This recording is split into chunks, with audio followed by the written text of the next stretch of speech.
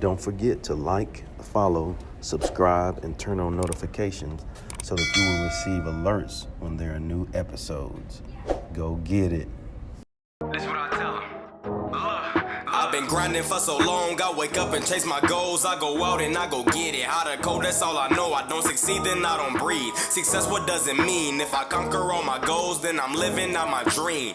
Dig deep, go out and get it. Success Chronicles. Compete until it's finished. Success Chronicles. Go take care of your business. Success Chronicles. It's deeper than just winning. Success. Hey, what's up, everybody? This is Chip Baker coming to you with another episode of the Success Chronicles. Really excited about this one to have Dr. LaQuanta Nelson on. Great lady, man, has achieved some really cool things, and I'm excited to share her story and her journey with you. So first, Doc, thanks so much for taking the time to interview with the Success Chronicles. Absolutely. It is a pleasure to be here with the Chip Baker. Let's go. I love it.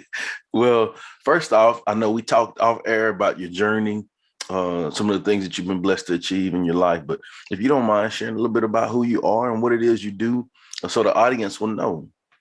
Gotcha. So I am LaQuanta Nelson. I am an educator of about 18 years at this point.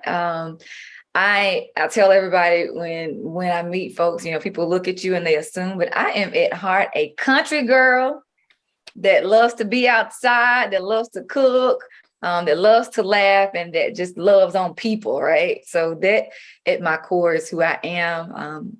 I am also what folks would consider a classic statistic, right? That one of those folks that was not supposed to make it. Mm-hmm. My mother, who is a genius, she really truly is, did not graduate from high school, right? She did not get past the 9th grade. She dropped out, got married very young, right? Back in the day, some of those behaviors that you would see in certain communities, but she did that. But she was adamant with me that she recognized that that was a grave mistake, that, that she wanted us to be better and live better than she did. And although she did not know what to teach us, she did teach us how to learn, right? She didn't know the what, but she was good at teaching how to learn. But she was adamant that we needed to go to the schoolhouse, as country folks say. And get your books. And get your books and do what those folks are telling you to do. So she was very structured, very demanding in that. And boy, am I grateful for that. It truly changed my life. It changed my perspective early on what was important in life. And I knew that education was. And for certain, education has transformed my life. It's transformed. At this point, I've been able to even go backwards and transform the life of family members, including her. Right? My child lives a completely different life than I did. Sometimes I'm like, wait a minute, he might need to experience some of that stuff. Spoiled rotten. But anyway, I'm grateful that education has been transformative for me and for my family. And I'm so grateful that I've been able to do the work to bring such transformation to other families, and I know generations, right? I'm a musician, so I see the world through that lens too. Anytime I talk to people, I hear music, right? Anytime I see something, I see a song. So that has been another part of my life. I think that's kept me really grounded, and also allowed me to be my most creative and expressive self. So between education and music, you see me sitting here, right? LaQuanta Nelson, turnaround principle, where I ended up landing. And that's some work that, we were talking about that people don't talk about right now, but it's really, really heavy. It's tough. And I'm excited at this point in my career to be able to support the work and encourage and inspire other folks with that, because it's more of a need now than ever. Because who's sitting in low performing schools? Tell me, Chip, who are the folks that are sitting in our lowest performing schools in our nation, right? They're Black and brown kids, right? We're the ones that education matters the most. I was that baby, right? So if I had not had a solid education, I would still be sitting in poverty, hands down. question asked about it, right? So it's that transformative work in education of the low performing schools, of the schools that are predominantly Black, brown, that we've got to make sure that we're getting it right. Because if we're not getting it right with those students who need us the most, we are setting ourselves up for failure as a people, as a nation, right? For years and years, generations to come. So anyway, that's just sharing some of my heart work. That's my heart work. People ask me, what do I do for a living? I'm a teacher. I'm an educator. I teach teachers. I teach leaders. But at the end of the day, it's my heart work because, again, I'm that classic statistic that was not supposed to. You are not supposed to be talking to a Dr. Nelson. You are supposed to still be talking to Quanta. That's my nickname, right? That was my nickname. Man, that gave me chills right there. Quanta, that's it. It gave me chills because it's so true. And as you said that, I've been on both sides of that as well, so I know what it feels like to receive that, when you have people that just love you and care for you and show you the right way regardless and believe in you, right? But then when we can take those lessons and use those to be a blessing to others, it's so, you use the word, transformative, transformation. And not only does that do that for the others, but it does it for you too through that, and it pushes you to do more. And so, like I felt the passion in your heart, like you said, the heart work in that. Yeah, the heart work, yes. Quanta. Well, what are 3 things you've accomplished in your life that you're proud of? I would have to say first and foremost, most people can identify with this. Being a mother, being a parent was another major shift in my life, right? So I was one of those folks that was going really, really hard with my career, with loving on everybody else's baby. And, I will never forget some of my first couple of years, some of the older teachers would say things like, well, you won't understand until you get your own baby. And I would get like, I'm feeling like these are my babies because I had the heart, right? Right. But it was transformative. Again, I'll use that word because that is it. When I had my own child and to be able to understand what it means to be the one responsible for shaping, loving, lifting, and then, also trying to find that balance of, I know I'm a helicopter mom, Chip, like I am. I own it. I try to balance it, but, also not being that mom that is so over the baby and so controlling and so helicopter that he doesn't learn to fly on his own. That's not the way eagles roll, right? So I'm trying to train an eagle over here. And so just finding that balance, but just being able to experience life through the lens of a child. That's what parenthood did for me. And so again, it's kept me relevant. Like, it's so funny. He's 9, right? But he's kept me, I'm a middle level educator. That's where I've spent my life. But, having a child has kept me grounded in, the trends and again, how they view the world. I'm an old lady to him, which I laugh at, right? Because I tell my mom, Mama, I really thought you were so old when you were this age. And so we can laugh about it now. But again, so that's been one of my greatest accomplishments is having the title of mother. Mm-hmm. That definitely is one that's, again, I'm a better person for that. As far as career is concerned, I was told that they believed that I was capable of turning around one of the roughest, toughest schools in the state of Mississippi. And I believed it. I believed it because at the end of the day, I knew there were babies in there that were doing the best that they knew to do at that point. That I really felt in my heart of heart that if we could get the right people in the school team, right, that also had the mindset of, I don't care what the zip code is, that doesn't determine, your destiny, that I don't care what you came out of, your past doesn't determine, your future, that love matters. Yeah, one of those things that we don't always talk about in education, but in a school like that, love matters. Like, these kids need to know that we care. So anyway, we were, after a while, able to secure a team that bought into that. And we were able to move a school that had been almost down to the third, fourth lowest in the state of Mississippi out of that F status. And so we were very proud of that. We were sitting in a situation where we were right next to a major university, but the school had become so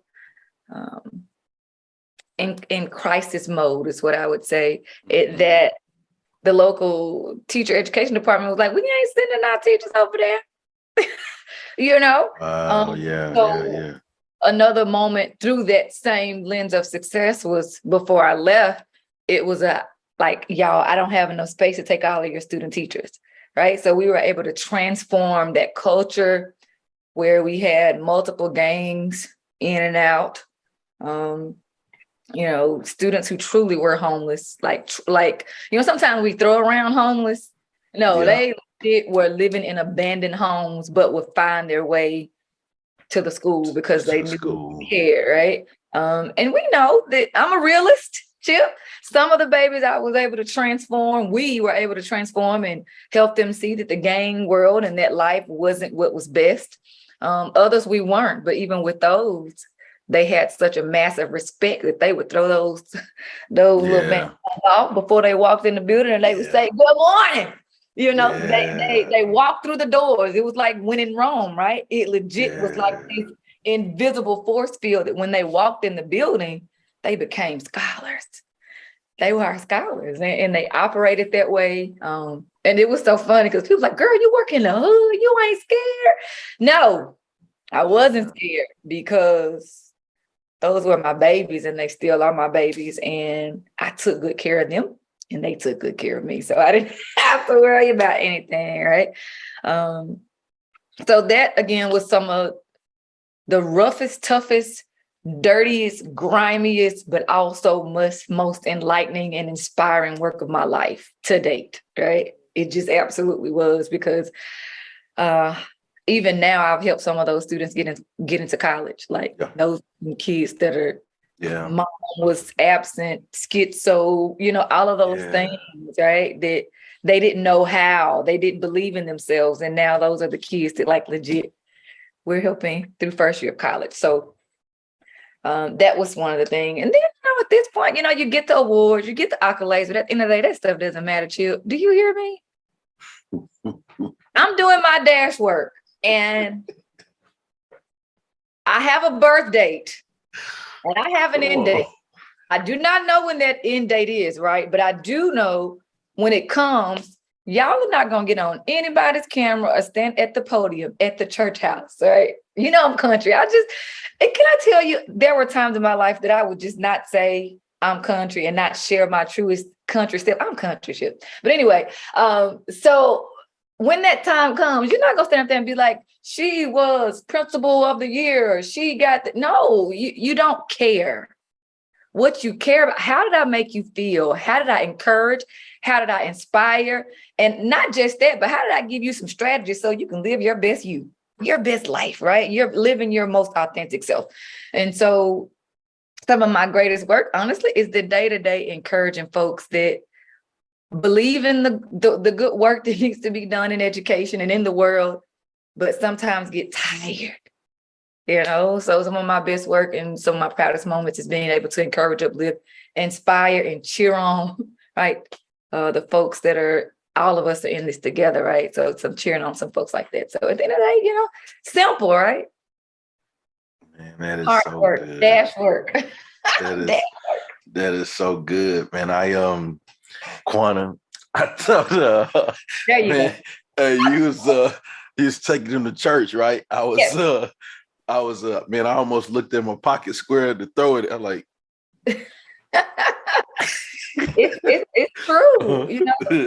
Do we want, and again, I challenge people all the time with that work life spirituality balance, because it's easy to get, and I'm guilty, right? I can speak from a place of encouragement, not just because I've lived this perfect life. No, I've had some major failures in my life, and I can honestly say that I had that work family life balance off at one point. I really, really did, right?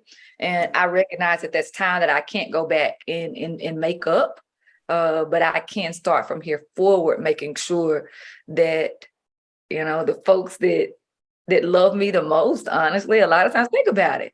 You go to school, They get or the you go, lease. Yeah. yes, whether it's a Yeah. school or your business or your organization, and The you people work that care hard, about you most get the lease. I'm late to my And own that's baby not right. recital. And Out of order. that's not right. Out of order, Chip. That's what Yeah. if I had a gavel, out of order. So, just making sure that we have those things in balance is very important. And we feel better when we do it, right? Oh, without a doubt. Yes. Yeah, it's a great feeling to know that you prioritize what's important to you, because everything, and learning to say no to some things, because when you say no to some things, it's allowing you to say yes to what's most important to you. There you go. There you Right. go. Well, in closing, I'd like for you to get an opportunity to share with the audience where they can go follow you and check you out and show you some love with all the amazing things you have going on. Gotcha. So I am leaning into Twitter, right? So I am the boss educator. And people are like, what is the boss educator? Like, boss is not about titles, it's about leadership in action, right? So what I know to be true after last year sitting in a principal seat, for over a decade, but for sure last year was so different in education. Leaders can't do it on their own. So how are we cultivating and developing leadership in everybody? We need everybody to power up and be a leader, right? So Boss Educator, you can follow me on Twitter at Dr. L.M. Nelson, and on Facebook at The Boss Educator. Again, BOSS stands for bold. How are you showing up your most authentic self? Optimistic. We know there are enough negative Nancy's in the world. We don't need that, right? We need to be vibrating higher if we want to go higher, right? Words matter. Word up. Right. We're using our words to go on up. And then spontaneous. It's very important that as we are creating consistency in our life, that we also try something new, because safe zone is not genius zone, right? They are on two opposite ends of the spectrum, right? So if you really want to lean into being your best self, you got to get out that safe zone and try some new things. And then the last thing is substantial. Being substantial is about your dash work. My dash work looks completely different than yours, right? But making sure that whatever it is, that we're dying empty, right? So doing our very best to make impact is the substantial. So the Boss Educator. Twitter at Dr. L.M. Nelson, and on Facebook at The Boss Educator. Awesome. Well, this has been amazing. Again, I just want to say thanks so much for taking the time to interview with the Success Chronicles. Truly appreciate it, and I wish you continued success. Thank you, the Chip Baker. Thank you. Let's go. Well, thank you guys for checking out this episode. We'll see you next time. God bless. Go get it.